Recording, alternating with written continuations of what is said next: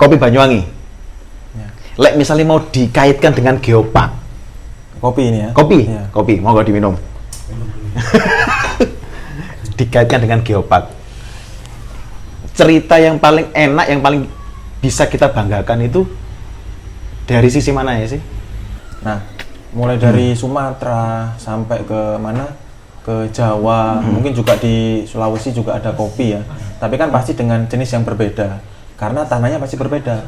Karena gunung api itu antara satu dan yang lain itu database-nya berbeda.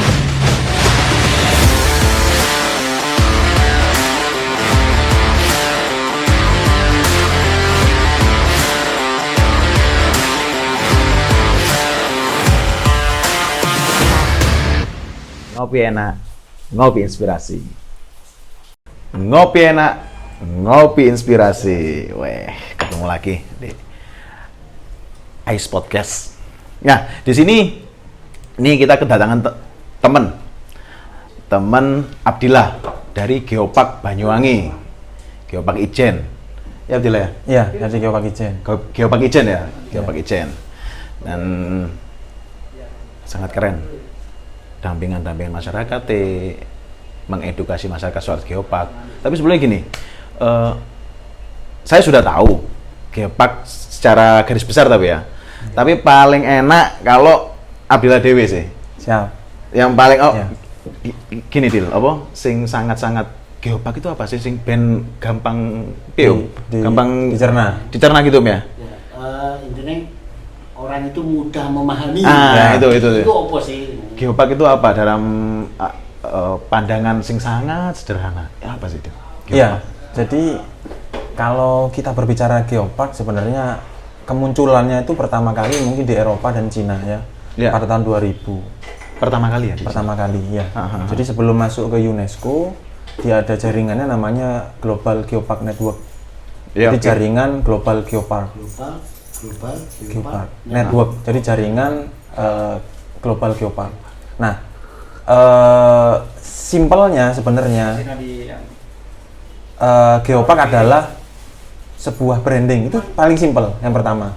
Kalau lebih simpel lagi yang ada di lingkup masyarakat, kalau Mas Ais atau Mas John pernah mendengar franchise, misalkan ayam geprek A misalkan, ayam geprek A ya. Nah itu kan franchise. Misalkan pusatnya di Jakarta, ya. Kemudian kita membeli labelnya, membeli rombongnya, kemudian membeli semua yang ada dalam kemasan ayam geprek A. Nah kemudian kita jualan di Banyuwangi misalkan. Tapi pakemnya kan dari sana, masakannya, SOP-nya, dan sebagainya. Dan kita dibayar royalti kan per bulan, sekian juta atau sekian ratus ribu. Tapi kita juga dipantau. Bagaimana, apakah masakan kita itu sesuai SOP mereka? Ketika ada konsumen yang komplain, nama yang tercatut jelek kan yang di atas. Branding dia. Nah, sehingga Geopark itu sebenarnya sebuah branding atau franchise itu tadi. Jadi Tapi bedanya apa? Kalau Geopark itu yang ditawarkan adalah sejarah buminya. Sehingga di daerah manapun itu berbeda.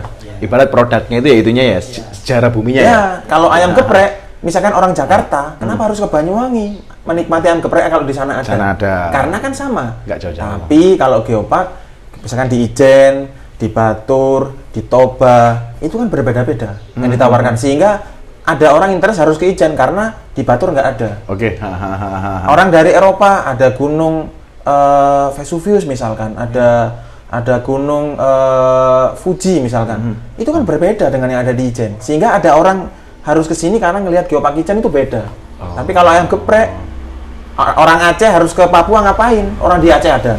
Nah itu mungkin bedanya. Itu simpelnya. Simpel pandangan simpelnya seperti itu ya. Jadi salah satu untuk meningkatkan nilai Banyuwangi ya berarti. Betul. Bukan Banyuwangi ya. Ini atau otentiknya ya. Iya.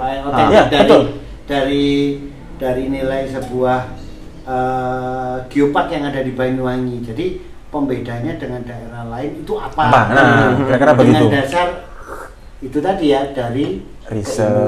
Ya riset. Memang dibangun dari riset. Terus dia nih Geopark ini punya alat nih, gitu ya. Alat ini sebagai ibarat kayak tadi misalnya dicontohkan seperti kayak ayam geprek dan lain-lain itu kan SOP-nya atau Ya. apa. Nah, si Geopark ini punya beberapa program-program beberapa Standar-standar standar yang harus dipenuhi. Banyak sekali yang disyaratkan oleh UNESCO. Kalau di item kan 217 item. 217 item. 217 item meliputi misalkan konservasi geologi, konservasi biologi, konservasi budaya. Kemudian berbicara dengan edukasi berarti ya bagaimana program edukasi yang berjalan. Bagaimana orang-orang ini tahu bahwa di daerahnya ada ayam geprek yang sangat enak. Ada bumi yang sangat beda dengan yang ada di dunia lain. Kemudian ada, kalau kita berbicara ekonomi berarti ada namanya konsep geoturism. Jadi bagaimana wisatanya berbasis geologi, berbasis biologi, berbasis budaya yang dikembangkan oleh tour travel, pemandu wisata dan sebagainya. Dan juga ada namanya geoproduk. Geoproduk itu kalau kita berbicara misalkan Bumi Ijen, sejarah geologi panjang mulai dari pantai selatan sampai ke utara, itu kan produk yang dihasilkan kan sangat banyak sekali, bervariasi, mulai dari pertanian, kemudian perkebunan, kemudian kerajinan tangan dan sebagainya.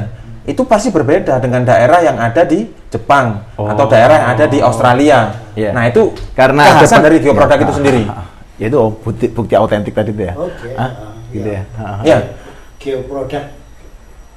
Terus gini, kalau memang awal ya, misalnya ngomong barusan kan dibilang Ijen ya, Ijen kan dari selatan sampai ke Utara. utara. Awalnya dari mana sih? Nah, jadi kalau kita berbicara geopark, maka kita berbicara sejarah bumi. Nah, bumi kan kalau kita tarik luas ya pasti ada puluhan lempeng ada di bumi. Tapi kalau kita berbicara administrasi wilayah, ya berarti kalau di Geopark Ijen itu Banyuwangi dan Bondowoso karena sejarah buminya nyambung. Tapi Gunung Ijen itu adalah rentetan panjang dari gunung api yang ada di selatan Jawa. Selatan itu posisi ini Di pantai selatan, Samudra India. Samudra India. Iya. Berarti kalau Jawa berarti mulai deretan dari Jawa Barat sampai ke Nusa Tenggara. Sampai Nusa Tenggara. Ya. Kita bisa melihat di masa lampau banyak sekali gunung-gunung api yang tercipta. Kira-kira kalau dari umur geologi ada yang bilang 25 sampai 35 juta tahun yang lalu. Nah, kira-kira tentang itulah. Itu pernah ada di selatan Jawa. Justru gunung api itu yang awal di Selatan Jawa. Ya. Itu gunung api bawah laut atau bukan di atas laut? Nah, apa dulunya daratan gitu? kalau itu nanti dilihat ciri-ciri ada di lapangan. Misalkan kalau kita berbicara di pantai Parangireng yang ada di Alas Purwo, nah itu ada namanya Parangireng ya, ada namanya lava bantal. Lava bantal itu ciri khas gunung api bawah laut. Jadi lava bantal itu terbentuk akibat lava yang masuk ke perairan. Perairan di sini itu bukan sungai, tapi laut dalam. Kenapa? Karena tekanannya sangat tinggi.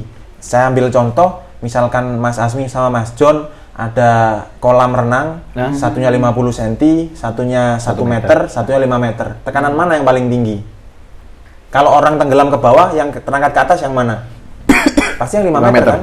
Nah, karena tekanan sangat luar biasa tinggi, kira-kira 750 meter di bawah permukaan laut, itulah yang mengakibatkan terbentuknya bantal-bantal. Jadi lavanya masuk ke bawah, kemudian terbentuk bantal karena tekanan yang ada di bawah. Tapi kalau di sungai, kan kecil. Orang kan hanyut, bukan naik ke atas kan? Nah, sehingga itu nggak masuk. Jadi lava bantal. Syaratnya itu. Nah, itu ciri khas submarine volcano. Ketemu lagi di Watu Dodol. Volcano. Ketemu lagi di Watu Dodol. Di bawah Patung Gandrung, kita bisa melihat lava bantal itu di bawah Patung Gandrung. Itu kalau dari penelitian, minimal dia pernah masuk ke bawah laut itu 750 meter. 750 meter. Kemudian terangkat ke permukaan karena tektonik. Nah, itu ciri khas gunung api bawah laut. Nah, ya kita lihat nanti di selatan Jawa itu bervariasi, mulai Teluk Hijau ada erupsi yang terbentuk kekar kolom. Jadi batu bentuknya kotak segi 6, ada segi 5. Itu karena erupsinya singkat atau jarak yang ditempuh dekat. Ibaratnya Mas Ayu sama Mas John masuk ke dalam kolam renang. Suhu kita kan 35 derajat tuh normal atau 36 lah. Kemudian masuk ke dalam air yang suhunya kira-kira 18 derajat atau 15 derajat. Kan singkat sekali itu kita masuk ke dalam kolam renang.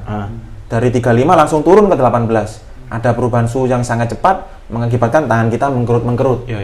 Nah, kalau di proses gunung api, kalau misalkan jarak erupsinya dangkal, maka di dalam itu kan panas sekali ya.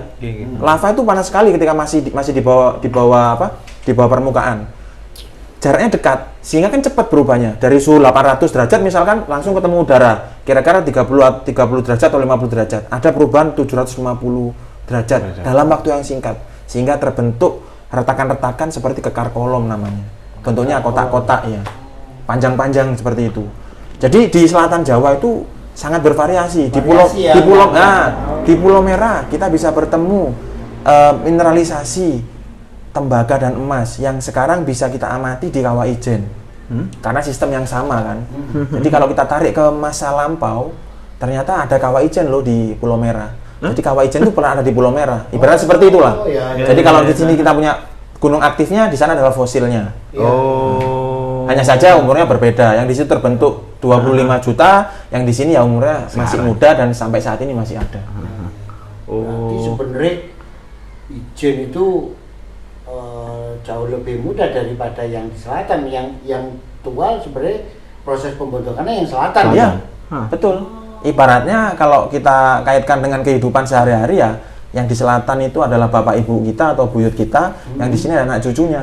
Maka ya wajar, buyutnya sudah tinggal nisannya atau kuburannya, kita nggak bisa ngelihat fotonya, kita nggak bisa ngelihat bentuknya, tapi kita melihat sisa-sisa yang ada di sana.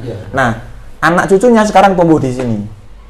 Oh gitu ya, aneh ya. Ya, kira-kira begitu pandangannya.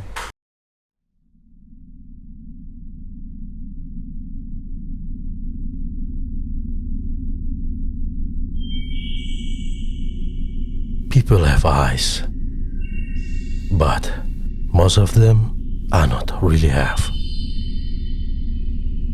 Only if they truly open theirs, everything will be different.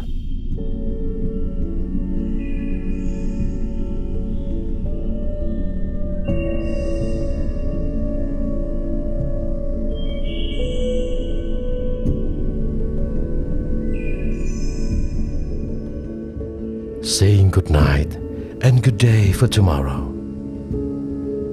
After and after. Then what? They fly away with the crowd.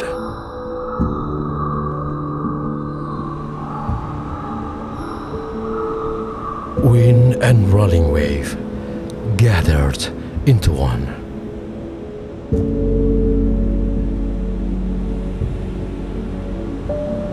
Come to meet the reef that though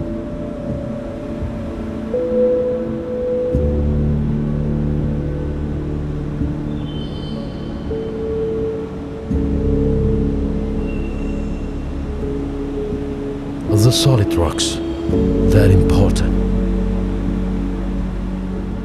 and the grain of sand that make these all complete. Sure me, they all are breathing, and that is life. What should I deny? And what about me as a human being? Time after time, nature always has its dignity. Dynamic, powerful, yet delicate.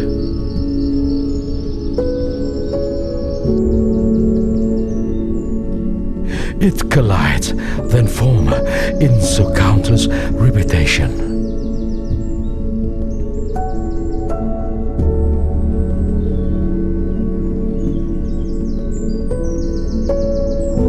I realize the process does exist.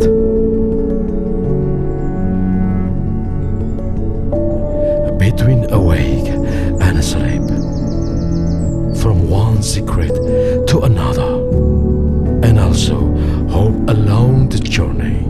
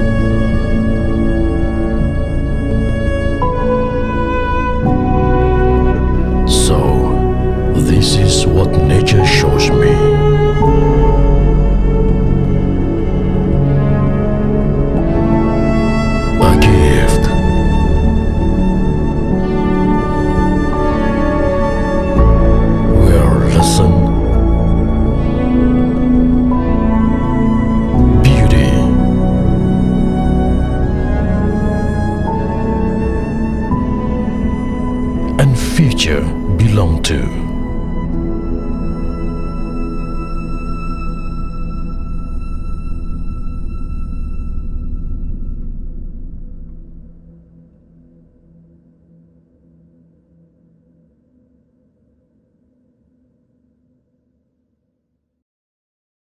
Oke. Deal. Tadi kan masih laut nih. Ya. Apa? Di Iya. apa? Sini di Banyuwangi daratan ya. Daratan, Banyuwangi. daratan Banyuwangi masih berupa lautan semuanya, masih belum ada daratan. Terus daratan nih. Daratannya terbentuk ketika mulai muncul gunung api di selatan Jawa. Nah, kemudian kan gunung apinya keluar, kemudian erupsi, kemudian menghasilkan produk lava, kemudian menjadi batu lava, kemudian menjadi tanah. Akhirnya daratan muncul di selatan Jawa dulu. Ada pengangkatan sehingga dia semakin ke atas, semakin ke atas. Jadi daratan pertama di sana. Di sini dulu pernah ada gunung api. Buktinya yaitu tadi waktu dodol itu gunung apinya umurnya kira-kira sama. Tapi mungkin banyaknya nggak sebanyak yang ada di selatan. Banyaknya nggak sebanyak. Kayak misalkan sebenarnya kalau kita ngeliat di peta sekarang ya, lihat di mana di kompleks Ijen itu di belakangnya itu kan di utaranya itu kan dekat Selat Madura ada Gunung Ringgit. Nah, ya sekarang kan itu satu jalur magma, tapi ada dua wilayah, agak ke selatan sama menjorok ke utara. Dulu juga sama, waktu di selatan ada gunung api, agak ke utara ada. Ya kira-kira di Watu Dodol itu mungkin juga di genteng tapi sudah tidak terlihat karena sudah jadi pemukiman. Tapi yang tersisa ya ada di situ. Buktinya ya tadi, kalau misalnya kita kaitkan dengan masa sekarang, ada kompleks Gunung Api Ijen, kemudian agak ke utara ada Gunung Ringgit yang di dekat Pantai Pasir Putih. Nah, kan ini kan kalau misalnya dilihat dari sekarang nih, kan Ring of Fire kan, mulai dari Sumatera sampai apa? Terakhir Jawa sampai ada di Sulawesi. Nah, Celebes. kalau dulu memang apa masih jalurnya kayak gitu juga? Ya kurang lebih sama, cuman dulu kan gunung apinya sudah tidak terlihat sekarang karena sudah tua, kemudian sekarang tumbuh gunung api baru yang relatif beda. Jaraknya misalkan di sini sekarang itu bergeser 50 km dari selatan ke utara. 50 km. Jadi bisa lihat tuh di mulai dari Baluran, kemudian geser ke sini Ijen, di sini Ringgit, di sini Argopuro, geser lagi ke sana ada Bromo Tengger Semeru, ada Kelut, sampai ke Jawa Barat, sampai ke Sumatera, itu dalam satu jalur yang sama, Krakatau dan seterusnya. Gimana ya?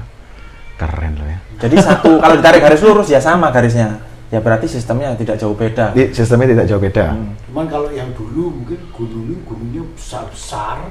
Kemudian kan meletus. Terus muncul anaknya Ya. kecil, samunanya kecil kan. Bayang nopir gede ya. Nah, ini cicitnya ini. Ini cicitnya. Ya, di sana itu buyutnya, di sini neneknya atau atasnya nenek. Nah, di sini cicitnya nih sekarang. Oke, deal. Jadi gitu, teman-teman. Kan keren ya, masih ini jadi perumpamaan penjelasan yang sangat-sangat simpel mengenai geopark. Nah, tapi menurut Abdillah nih, kopi Banyuwangi, lek misalnya mau dikaitkan dengan geopark, Kopi ini ya? kopi, mau gak diminum? Dikaitkan dengan geopark, cerita yang paling enak, yang paling bisa kita banggakan itu dari sisi mana ya sih? Iya. Jadi sebenarnya kalau kita berbicara kopi kan berarti produk yang dihasilkan dari bumi yang kita miliki ya. Nah, mulai dari Sumatera sampai ke mana? Ke Jawa, mungkin juga di Sulawesi juga ada kopi ya. Tapi kan pasti dengan jenis yang berbeda. Karena tanahnya pasti berbeda. Karena gunung api itu antara satu dan yang lain itu database-nya berbeda. Database-nya berbeda. Nah, misalkan ini 3 orang ini kan sama-sama manusia, tapi kan punya DNA masing-masing. Nah, Mas John sifatnya seperti apa, Mas Asmi seperti apa, saya seperti apa. Sama-sama manusia. Bayangkan di dunia itu ada 6 miliar, tapi kan database-nya beda pasti. Ya. Nggak mungkin ada orang sama persis itu, nggak mungkin. Begitupun juga gunung api. Jadi produk atau batuan yang dihasilkan dari gunung api itu pasti berbeda-beda antara Ijen, antara Raung, kemudian antara Kelut, antara Semeru dan sebagainya. Nah, kaitan dengan kopi, kalau kita berbicara tanah, pasti kan berbeda dari masing-masing wilayah. Oh, oke. Salah satu yang mempengaruhinya. Iya. Jadi kopi itu kan pasti pengaruhi apa yang ada di bawahnya kan. Artinya tanahnya dibedakan dikit aja kan sudah beda cita rasanya. Iya sih, soalnya gini, kayak misalnya dari segi kan sebelah timur kita nih ya Selat Bali. Ya. Terus di barat posisi ini kan ya wis Gunung Mungkin gini Ijen. juga kayak kenapa mungkin ya kalau ngelihat lagi ke belakang, kenapa juga di Ijen itu terkenal dengan Cup of Java dulu. Karena mungkin kelebihannya salah satu keunikannya dari karena di situ ditanam kemudian kandungan sulfurnya kuat. Ya. Mungkin bisa jadi pengaruh dari itu juga. Jadi memang ada, saya beberapa kali diskusi sama teman-teman, memang ada hipotesis seperti itu bahwa kandungan sulfur di Kawah Ijen, di Gunung Ijen, di kompleks Ijen itu cukup tinggi. Sehingga mungkin tanahnya berbeda antara yang ada di mana Papandayan, Semeru dan Ijen itu berbeda. Sehingga cita rasa kopi yang ada di Ijen itu berbeda, sangat jauh berbeda dengan tempat-tempat yang lain. Itu kan sudah statementnya orang-orang ya. Menjadi spesialnya. Spesialitinya. Jadi apa namanya bumbu di bawahnya itu sudah pasti beda dengan daerah lain. Iya, masuk. Seperti kelebihan. Kelebihan jadi kelebihan nih. Nah ternyata kenapa sulfur banyak itu ada kaitannya juga dengan lantainya si Ijen itu sendiri, yaitu dia didasari oleh batu gamping. Jadi kan tadi saya sampaikan bahwa sebelum muncul daratan di sini lautan. Okay. Nah, salah satu produk lautan kan terumbu karang biasanya. Yeah. Nah, terumbu karang kalau sudah mati kan jadi batu, sedimen namanya batu gamping. Yeah. Isinya karbonat, kalsium karbonat. Ya, paling gampang contoh kalau kena di utara dulu kenapa orang bikin batu kapur yang ngambil karang-karang dari laut itu kan karangnya yang mati jadi kapur. Makanya dinamain daerah utara kapuran. Karena ambilnya memang dari karang yang sudah mati. Karang yang sudah mati itu menjadi batu. Ibaratnya kalau punya tepung itu disimpan dalam plastik dalam waktu 2 tahun di dalam satu ruangan pasti jadi batu kan. Batu tepung kan. Nah, ini yang disimpan terumbu karang, nyimpan jutaan tahun, pasti kan lebih keras daripada. Tapi sekeras apapun masih mudah dipalu, dipecah. Bukan tepung disimpan dibuka 2 tahun jadi donat. Bisa. Gitu kira-kira. Jadi lantainya itu gamping sehingga produk sulfur yang dihasilkan cukup banyak. Salah satunya itu yang mendasari sih. Terus dia tadi waktu kita diskusi nih, kan Abdillah kan cerita opo sih wong kok akeh di Jawa. Coba dikasih tahu Dil, teman-teman Dil, biar apa? Ya, jadi kenapa sih Pulau Jawa itu menjadi menarik jadi tempat tinggal di Indonesia? Mungkin sebelum muncul bangsa Indonesia yang merdeka, di zaman dulu itu penjajah juga lebih senang ke Jawa daripada ke Sumatera dan sebagainya. Yang pertama, karena gunung api di Pulau Jawa dengan luasan sepertiga Sumatera, kita banding pakai Sumatera aja. Sumatera itu luasannya 3 kali lipat kita, tapi gunung apinya 30. Nah, kita luasannya lebih kecil, itu gunung api 35. Lebih banyak. Makanya kan kita punya banyak perkebunan, kita punya banyak persawahan, kita punya banyak udara yang segar, air yang melimpah, sehingga orang mau tinggal di sini. Kelebihan gunung api itu adalah salah satu nilai plusnya adalah itu tadi kesuburan. Betul. Tanah vulkanis kan jelas, subur. Tak kira itu dulu orang kok bondo-bondo di Jawa soalnya wongnya ayu-ayu ya. Nah itu salah satu efek tanah vulkanis sepertinya. Tanah vulkanis. Ya. Akhirnya muncul rempah-rempah, katanya akhirnya senang makan rempah-rempah jadi cantik-cantik katanya begitu. Amin. Kita hidup di Jawa. Ya kan begitu kan? Nah, sekarang kan orang-orang itu kan beli body shop itu kan sebenarnya kan rempah-rempah. Diubah jadi produk-produk kecantikan. Tapi orang zaman dulu langsung makan kunyit, makan temulawak, makan beras kencur dan sebagainya. Tujuannya sama, jadi cantik kan gitu. Jadi ganteng, jadi cantik. Ganteng kayak WDW ya. Nah, karena memang pada dasarnya manusia itu mengikutin dengan menyesuaikan dengan alamnya ya. Ya, mencari tempat yang paling strategis untuk hidup. Betul. Ya. Makanya Jawa luwih padat. Ya. Gitu. Di Sumatera itu masih banyak sekali cekungan-cekungan batu bara dan sebagainya, sehingga untuk ditinggali sekalipun. Ya. Kenapa batu bara tidak ada di Jawa? Ya karena di Jawa sistemnya berbeda dengan di Sumatera. Yang pertama, umur di Sumatera lebih tua daripada Pulau Jawa itu jelas. Sehingga dari umur yang tua itu masih ada waktu untuk tercipta namanya cekungan. Nah, cekungan itu kan kalau sudah diisi sama material organik, misalkan tumbuhan dan sebagainya, itu kan bisa menjadi perangkap batu bara. Tapi kalau di Pulau Jawa kan umurnya masih muda sehingga proses itu masih belum muncul. Belum ya. Oh, sih belum ya? Ya. Suwe. Terus mending gak usah wis. Dibanding digerowongi gitu kan ya batu bara ya. Makanya yang banyak Kalimantan sama Sumatera. Orang nggak ada batu bara waktu nih apa gomu entek nih ya kan. Ya. Oke, nggak kerasa nih. Apa? Nantilah Om John. Asik ya? Masih enak. Belajar wawasan, nambah wawasan, belajar sejarah. Gini kan nggak tahu Ya. kita ketemu ahlinya tentang geologi. Geologi. Kalau kita mungkin main-main itu kita selama ini mungkin nggak sadar kalau kita Ya, di benar. selatan. Apa iki? Yang tak lewati itu ternyata itu adalah bekas. sisa perubahan evolusi dari jutaan tahun yang lalu gitu loh kan. Nggak tahu kalau nggak kayak gini ternyata. Oh ya sekarang baru ngerti ya. Tapi ini juga untuk masukan juga buat teman-teman yang guiding tuh Om ya. Ya. Kayak misalnya betul-betul menguasai narasinya Ya. jadi betul-betul jadi nilai yang sangat-sangat nilai keren. tambah. Nilai tambah. Jadi ya harapannya mungkin gitu ya.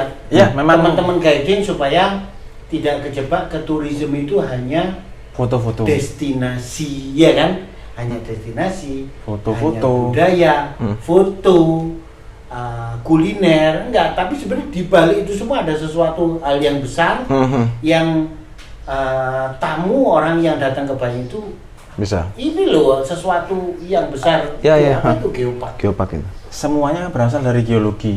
Apapun itu budaya, kemudian biologi, flora, fauna itu semua berasal dari geologi. Ambil contoh, berbicara penyu yang ada di Sukomade. Kenapa tidak milih di Pantai Bum? Atau kenapa nggak milih di pantai mana nih, Cemara ya? Tapi ada loh di Ada, tapi kan tidak sebanyak yang di Sukamade. Oh iya, maksudnya Kenapa? Nah, pertama, ternyata Gunung Api Purba di selatan Jawa itu kan pernah hidup di sana ya. Kemudian mati, sekarang jadi bukit-bukit atau gunung-gunung yang tingginya ya paling 1.000-1.500 mdpl. Nah, di teluk-teluk yang ada di Meru Betiri itu teluk yang dikontrol oleh sungai.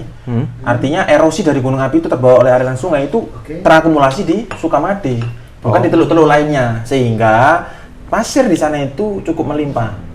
Artinya ketika kita berbicara penyu pasti dia cari tempat yang paling aman untuk bertelur. Pendaratan ya. Pendaratan, tebalnya, kemudian materialnya mungkin dari gunung api, banyak mineral-mineral yang bisa misalkan kalau disimpan di Pantai Bum netesnya 10 hari, kalau sana 2 hari karena lebih panas dan sebagainya lah. Sehingga penyu-penyu itu sudah eksplor sebenarnya. Garis-garis pantai, aku ke Pantai Bum, cocoknya iki aku ketemu pelabuhan, aku malah dikirim ning luar pulau kan. Nah, sehingga mereka pilih tempat-tempat yang paling aman menurut dia. Insting dia masuk. Dia cari pantai privat yang saya bisa senang-senang di sana, saya bisa bertelur dengan senang. Cucu-cucu saya banyak. Nah, sehingga mereka terakumulasi 4 dari 7 jenis penyu dunia ada di sana. 4 dari Itu kaitan dengan geologi. Ya. Yang kedua, flora. Di sana ada bunga Rafflesia zolingeriana yang sekarang katanya ketemu di Papring. Papring kan jelas dari Gunung Api Merapi yang ada di Komplek Ijen. Kalau sana jelas dari tanah gunung api yang ada di selatan Jawa. Artinya kan nggak mungkin ada di halamannya Mas Hasmi kan? Nggak mungkin kan? Mungkin ditanam, tapi kan nggak akan bisa hidup maksimal. Nggak bisa. Misal Mas Hasmi atau Mas John saya kirim ke Australia sekarang bisa hidup bisa. Tapi kan bertahan berapa bulan? Aku pingin balik aja ning Banyuwangi kan, karena habitat saya di sana kan gitu. Kemudian aku udah ganti duit. Dideportasi kan. Jangan lockdown di Indonesia ini. Nah, jadi itu khasan. Begitupun mungkin Merak yang ada Alas Puro kirim ke Baluran pindah. Bingung dia cari hidup. Begitupun Baluran dikirim ke Alas Puro, bingung juga. Lho ndi koncoku nanti biasanya aku biasanya mangan ning tempat iki, sekarang nggak ada sehingga dia bisa punah dengan sendirinya. Jadi itu dibentuk oleh geologi. Syaratnya kan geologi. Syaratnya geologi ya. Clear itu syaratnya geologi. Pantai-pantai yang ada di Selat Bali itu semua lurus. Karena tidak ada kontrol gunung api di sebelah pantai di Selat Bali. Kan ada langsung datar ketemu pemukiman. Tapi kalau di selatan kan enggak. perbukitan semua. Ya. Sehingga erosi-erosi dari itu masuk menjadi pantai-pantai yang cukup tebal. Apa namanya? Pasirnya. Berkaitan dengan budaya. Misal, kita ambil contoh. Katanya Prabu Tawangalun tuh suka bertapa di Rawabayu.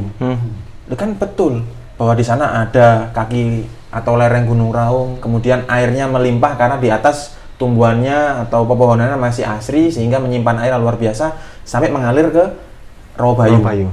Dan nggak pernah surut. Cek silakan ke orang Songgon, nggak pernah surut. Kemudian ada gemericik air. Saya di rumah punya kolam koi, jadi kalau saya pulang kerja capek gitu, saya diem di dekat kolam, itu sangat menenangkan sekali. Energi positif. Daripada saya harus ke pasar atau ke mall, apalagi bawa istri kan, wah, ngumet kan. Nah, tapi ketika dengar gemericik air, itu beda. Dan Tenang, itu menjadi situs budaya di sana. Bagaimana Prabu Tawangalun bertapa atau bersemedi, mencari ketenangan. Kaitan dengan berarti judek berarti ya. kaitan dengan kaitan dengan geologi balik lagi. Ya.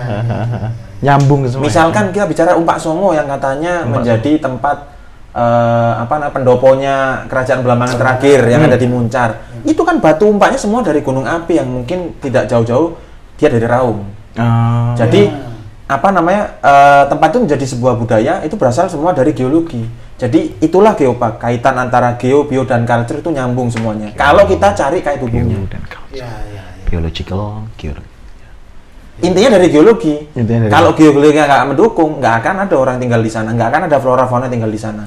Misalkan alas puro gersang, semua itu akan lari. Berarti gini juga ya, kalau kita ngelihat entah itu di sungai ataupun di manapun, kan tuh ada macam-macam bebatuan. Jadi bebatuan itu pun juga dari proses itu juga. Karena kan karakternya beda-beda itu bebatuan. Berarti juga dari proses itu juga. Oke. Thank you. Dan lanjut di episode part 2. Kita ngopi santai di Ijen. Iya, di Megasari lah kita. Di Megasari ya? Bisa melihat kaldera, bisa melihat anak gunung. Ngopi Rono ya kan. Keren ya. Mantap. Oke. Ngopi enak, ngopi inspirasi. Thank you, Mas Abdillah. Sama-sama. Thank you Om John. Yo.